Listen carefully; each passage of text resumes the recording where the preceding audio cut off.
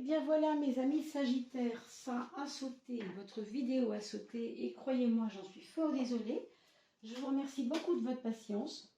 Heureusement pour tout le monde, elle a sauté au bon moment puisque j'étais en train de placer les cartes et voilà, elles ont été tirées. J'ai depuis évidemment, pensant que ça avait été enregistré, j'ai tout déjà interprété, mais les cartes ont été sorties, hein, celle de l'âme, la carte éventuellement, vous savez, la carte des planètes, enfin toutes les autres que je sors habituellement ont été placées.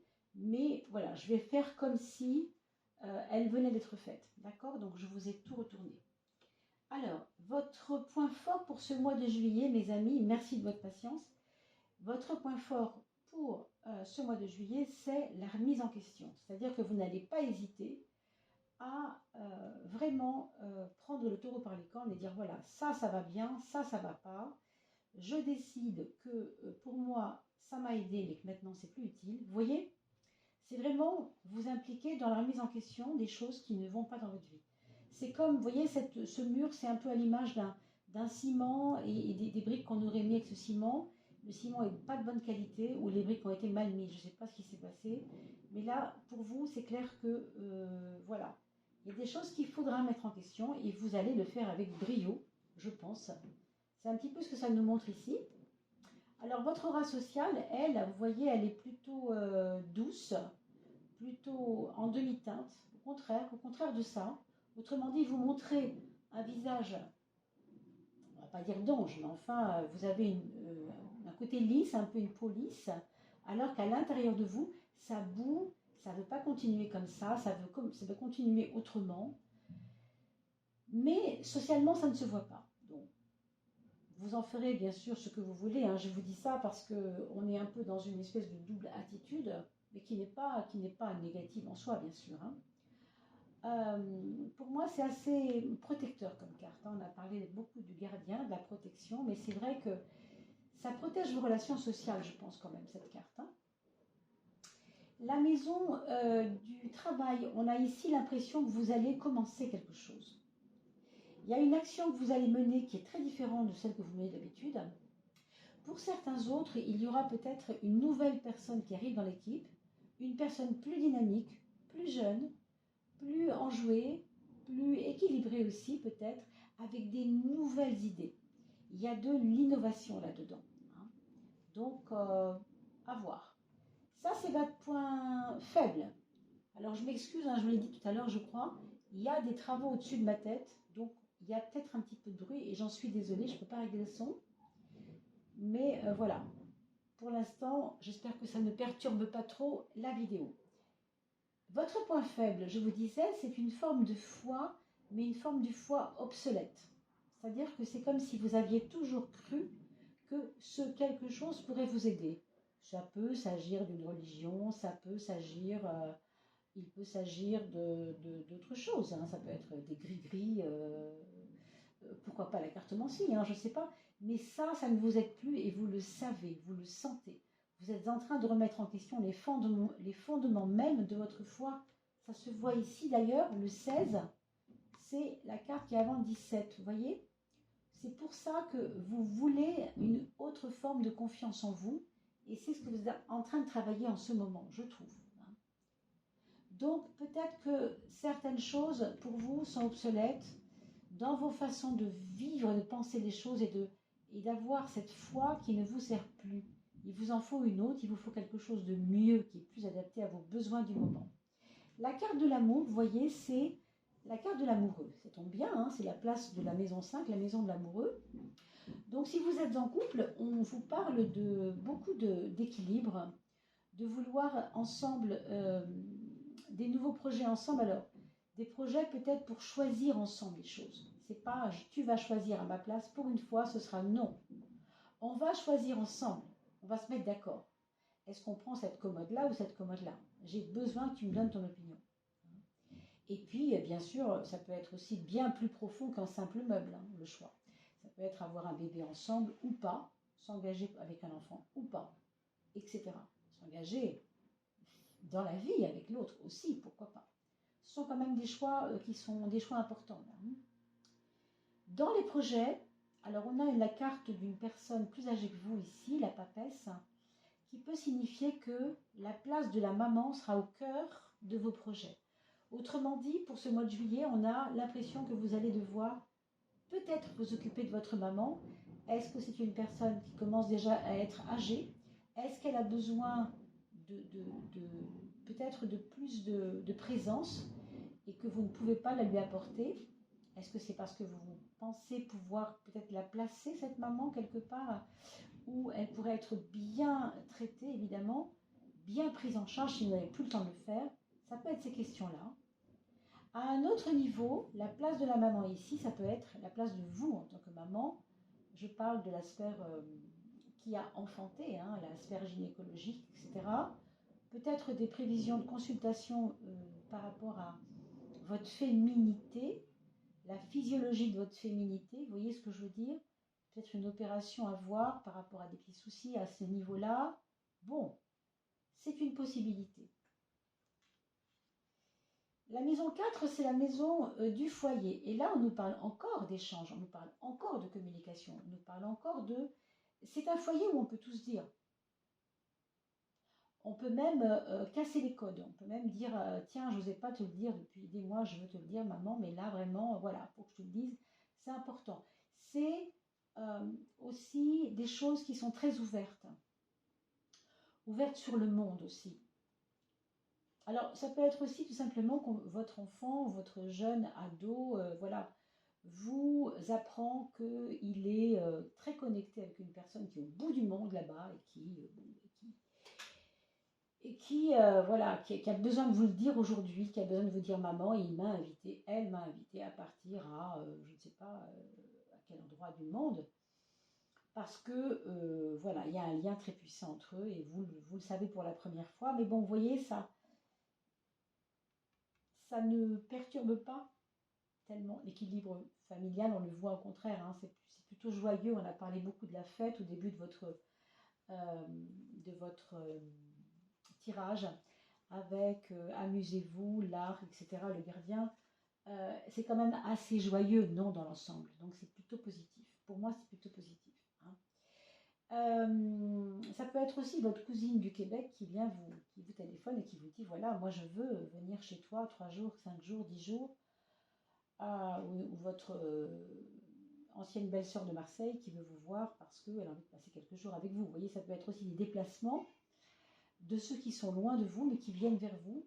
Ça peut être aussi vous qui allez vers les autres, hein, mais c'est relié indirectement au foyer, donc peut-être des gens de la famille. Hein. Ça, c'est votre relation avec les autres, avec le chariot. Et comme vous le voyez, le chariot est une carte. Je regarde quand même si ma vidéo ne saute pas. Le chariot est une carte qui est une carte plutôt reliée au courage.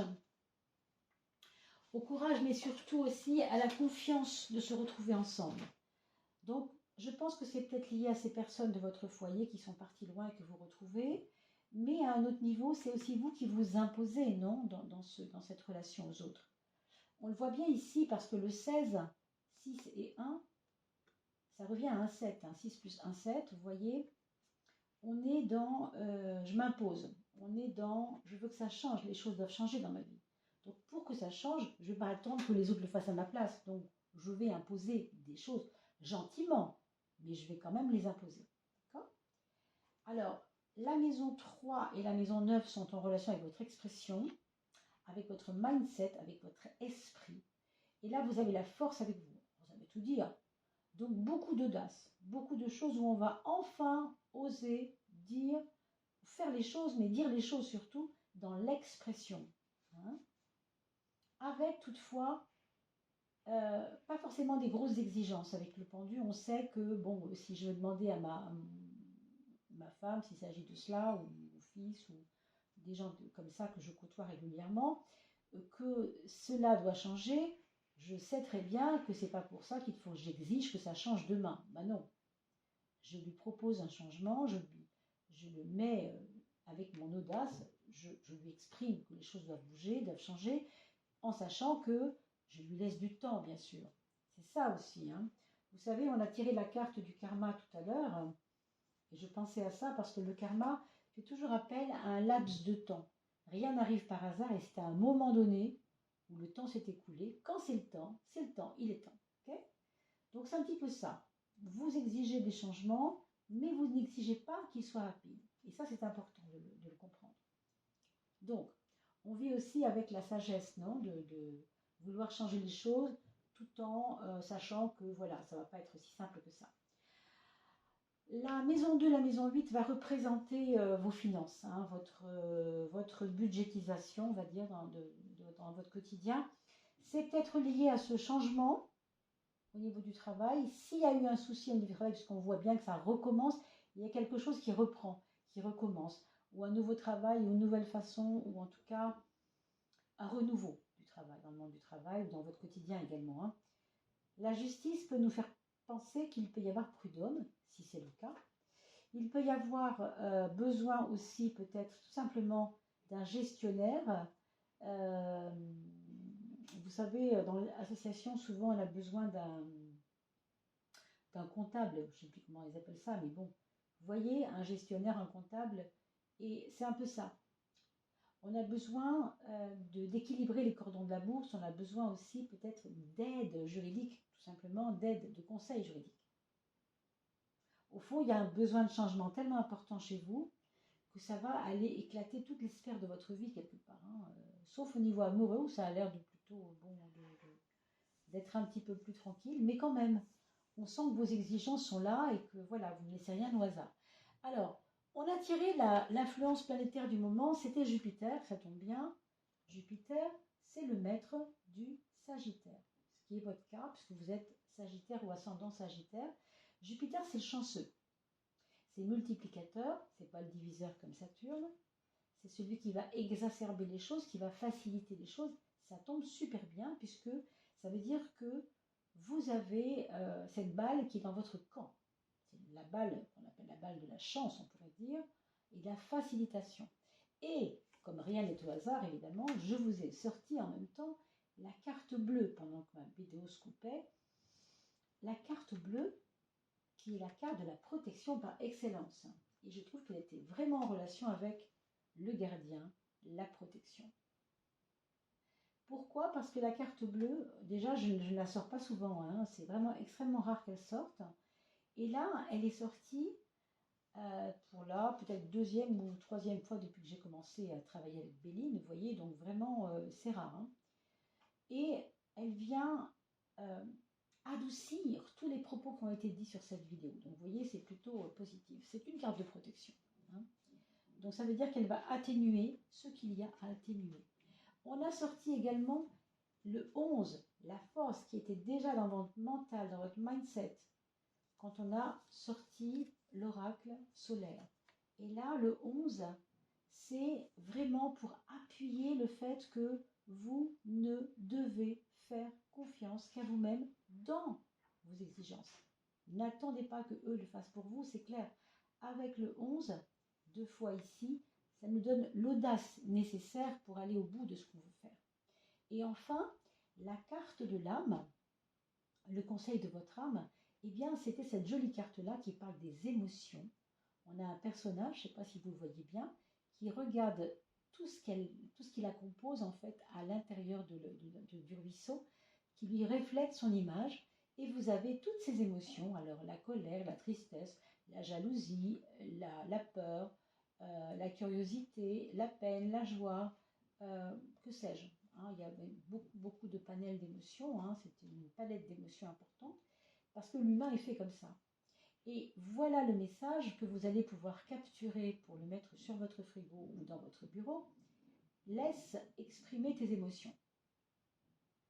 Vois l'expression également. On a beaucoup parlé de cette espèce d'efficacité, quoi, l'expression chez vous. Libération, intégrité. On a parlé de l'audace par rapport à ça, donc je pense qu'il s'agit un peu de oser libérer les émotions et dire les choses, tout simplement. Elles ne sont que des messages, ces émotions. Elles te rendent humain, humaine. Plus tu les exprimes, plus tu ouvres ton cœur à toi-même et aux autres. Tu n'as plus peur de tes blessures, on n'a plus peur des autres, on y va, quoi.